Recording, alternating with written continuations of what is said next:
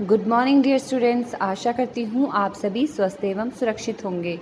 बच्चों, कल हमने आपकी भाषा माधुरी की पुस्तक में दिए गए पाठ 11 चूंचू की टोपी से संबंधित कुछ प्रश्नोत्तर किए थे। आज हम उसी पाठ से संबंधित कुछ प्रश्नोत्तर आपकी भाषा अभ्यास की पुस्तक में हल करेंगे। तो आपकी भाषा अभ्यास की पुस्तक में पाठ 11 के अंतर्गत पहला प्रश्न दिया गया है, एक गठरी शब्दों में एक शब्द गठरी के बारे में कोई खास बात या विशेषता बता रहा है।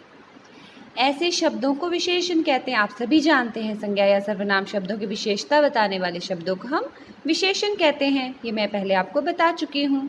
तो आज अब आप दिए गए शब्दों के लिए विशेषता बताने वाले शब्द चुनकर लिखिए। उसी आधार पर ये जो शब्द दिए गए हैं ना, इनके लिए हम उचित विशेषण चुनेंगे।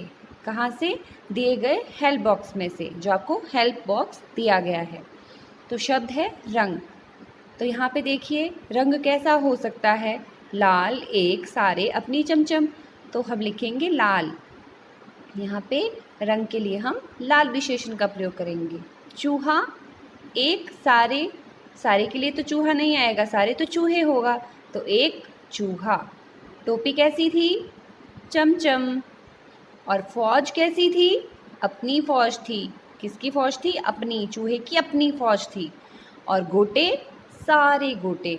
इस प्रकार आप दिए गए शब्दों के लिए हेल्प बॉक्स में से उचित विशेषण चुनकर लिखेंगे। अगला प्रश्न है, दिए गए शब्दों से वाक्य बनाइए।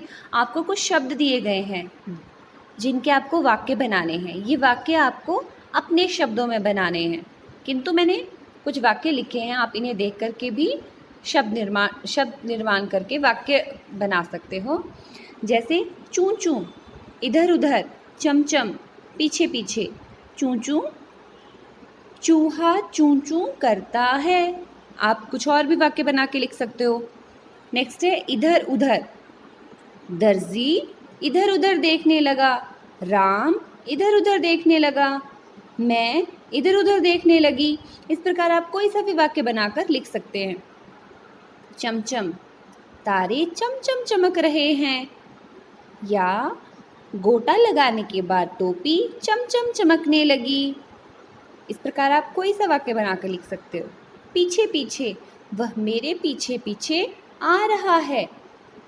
या मैं भगवान राम के पीछे पीछे चलती रही, है ना। इस प्रकार अपने शब्दों में आप वाक्य बनाकर लिख सकते हैं, जो दिए गए शब्द हैं उनका प्रयोग करते हुए। अगला प्रश्न है, अनेक शब्द के लिए एक शब्द चुनकर लिखिए। ये जो वाक्यांश है ना, वाक्य का अंश, ये पूरा वाक्य नहीं है। जब इसमें हम अंतिम शब्द जोड़ते हैं, पूर्ण विराम लगाते हैं, तो ये पूरा वाक्य बनता है। अभी इसे हम क्या कहते हैं? अधूरा वाक्य या वाक्यांश। तो पहला है जो गोटे लगाए, उसे हम क्या कहते हैं? गोटे वाला। तो आप अगर पूरा वाक्य बनाओगे कैसे लिखोगे? जो गोटे लगाए उसे गोटे वाला कहते हैं। तो आप लिखोगे जो गोटे लगाए गोटे वाला। जो कपड़े सिलता हो, दर्जी। जो वन में रहे, वनवासी। वन में रहने वाले को क्या कहते हैं हम? वनवासी। जो काम से जी चुराए, कामचोर। आपको हेल्प बॉक्स दिया है ना बेटा, वहाँ से देख करके ही लिखना है आपको। जो चित्र बनाए, चित्रकार। कौन बनाता है चित्र? चित्रकार। इस प्रकार आप पाठ 11 के अंतर्गत जो प्रश्न नंबर 1, प्रश्न नंबर 2, प्रश्न नंबर 3 अपनी अपनी भाषा अभ्यास पुस्तक में लिखेंगे और इन्हें आप याद भी करेंगे।